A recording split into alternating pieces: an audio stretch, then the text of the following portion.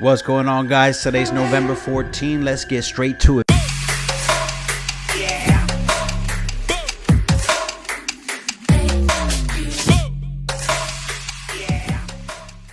These videos are meant for educational purposes only. Any trades taken in the financial markets are under your own discretion.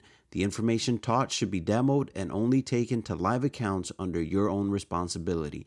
E is profitable, will not be held liable for anything you do with the information presented.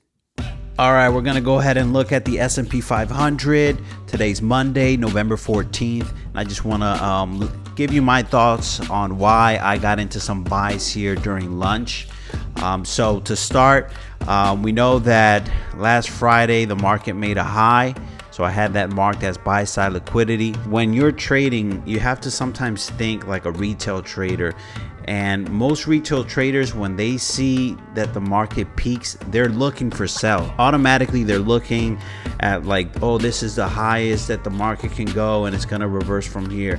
And that's far from the truth. So what I want you guys to do going forward is, no matter how high the market goes, continue to look for buys and keep looking for buys until the market proves you wrong. And what you'll find over time is that you'll be right a lot more than if you were looking for sales and looking for that peak, and then the market goes higher and you're looking for sales and then the market goes higher, so you keep getting taken out. So you got to get your mind away from that. So again, going forward, every time the market makes a peak, when it's a bullish trend, keep looking for buying opportunities. Keep waiting for the market to come back to a discount and you look for a buy entry.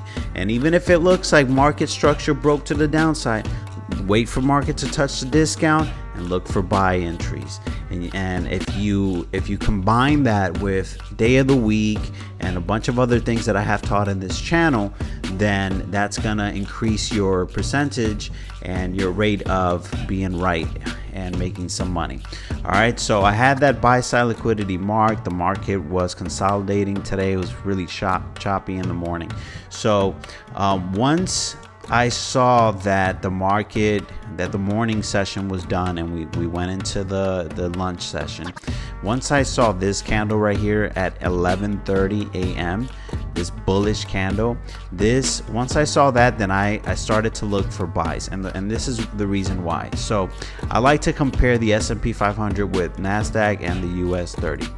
So if we go over here to the NASDAQ and we open the NASDAQ chart, what you're gonna notice is that all in the morning, right, all this price action right here, to me, when I see that, it looks like it's what? Resistance, right? Most retail traders are gonna say, oh, it tapped once, it tap.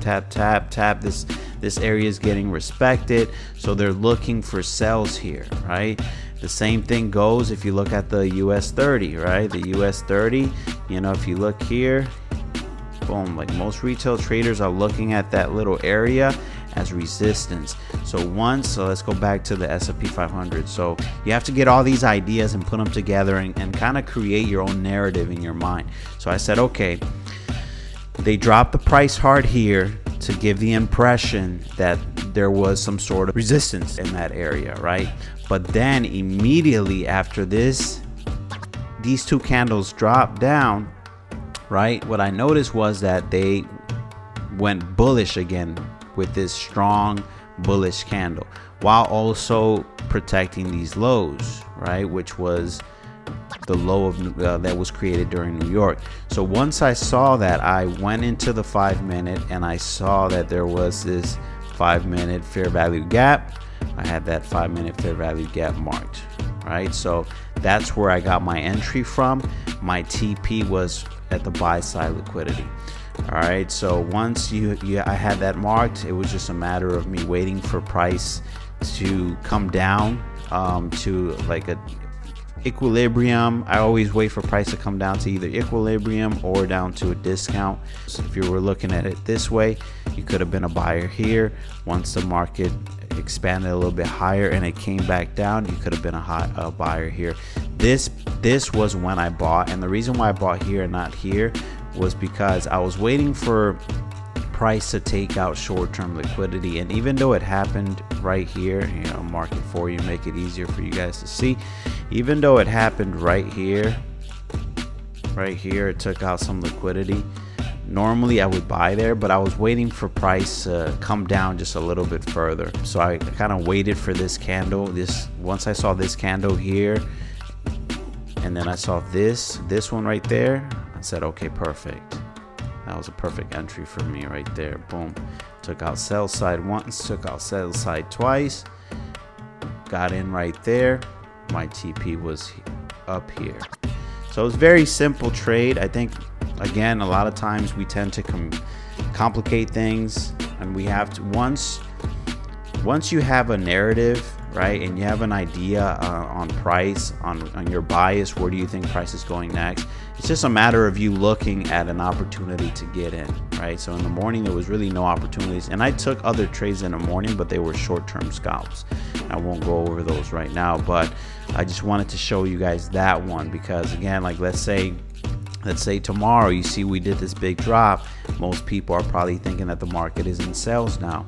So as you guys know, I teach this on this channel, and I tell my Telegram group all the time, Tuesday and Wednesday normally forms the high or low of the week.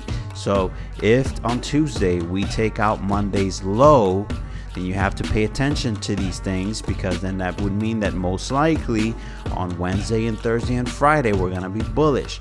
If on Tuesday, let's say they decide to take out Monday's highs, then you know that on Wednesday, Thursday, and Friday most likely is going to be bearish. So you have to take into account all of those things to create your narrative, you know, to create your bias. And then your narrative is you figuring out how your bias is going to play out.